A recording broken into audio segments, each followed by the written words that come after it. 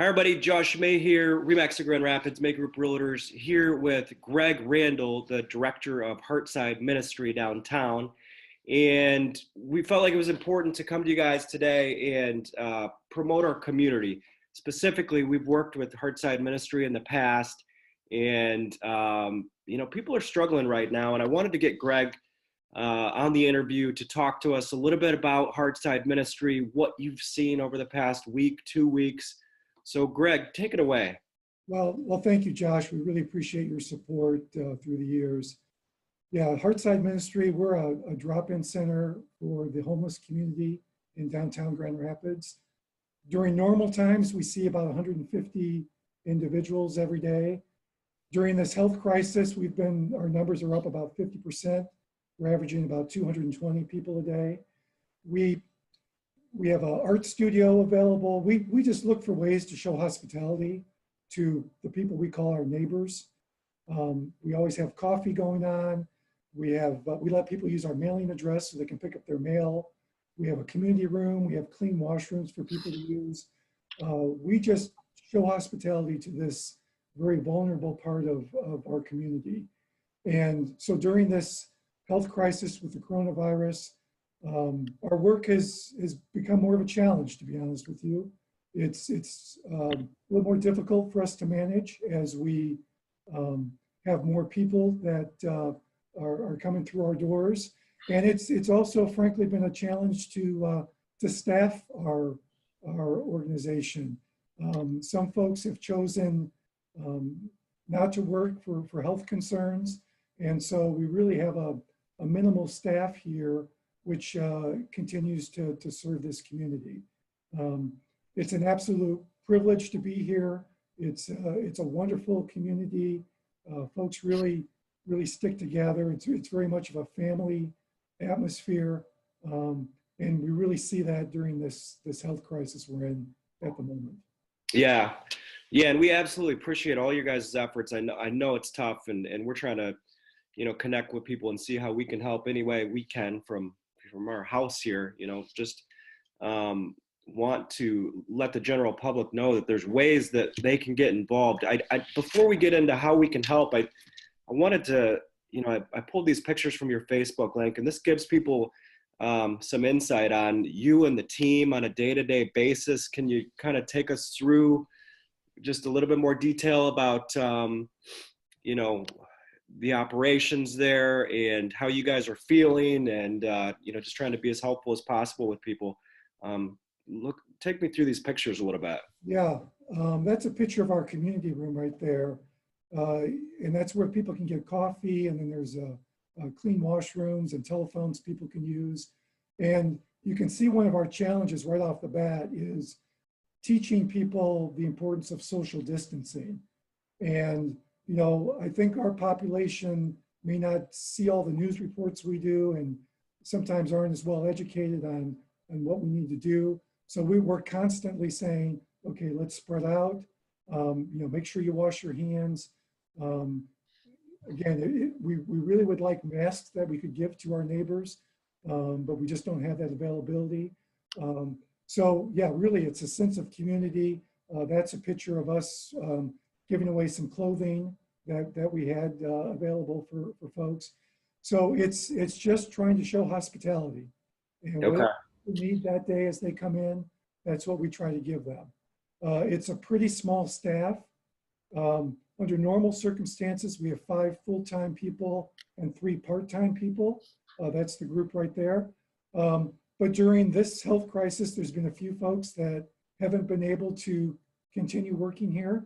And so we're really down to 5 and sometimes 4 people to kind of run this operations here. We've also stopped having volunteers come in, again, for the health concerns that they might bring. So it's a small group. They're very dedicated. I am so grateful for each and every one of them. And it's really part of being a family.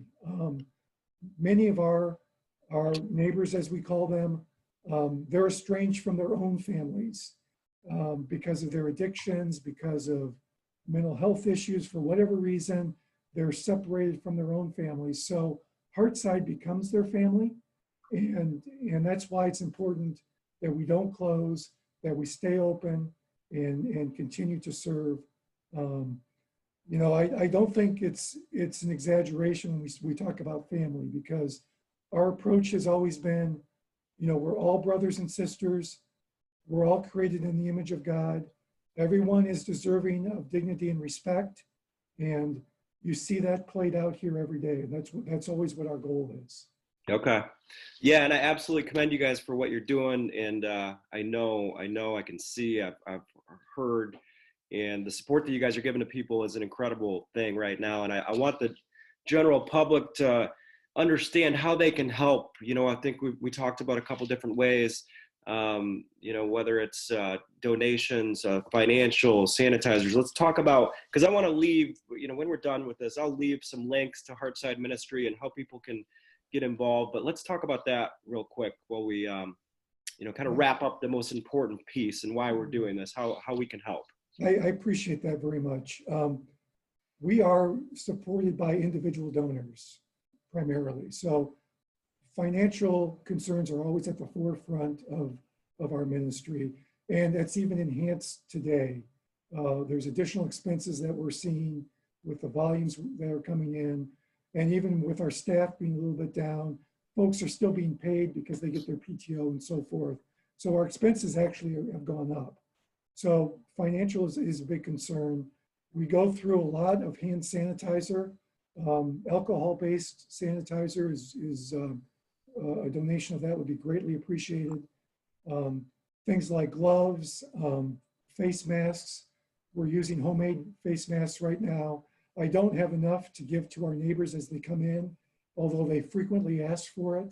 So that would be something that would really be helpful. Paper towels, toilet paper, things like that are really supplies that we continue to need and demand. And it sort of fluctuates. One day we have a shortage of something and then the next day we're okay. So we're really very much day to day right now in terms of what we need and what we can supply to our neighbors. But we are absolutely committed to being here. Frankly, there's no other place for these folks to go. As the city shuts down, things like the library close. Well, that's a place where a lot of our people typically go. The jail closed last week, so they did it, and they didn't close, but they did an early release of many of the folks that were there. So all of a sudden, we had an influx of people we hadn't seen in quite a while.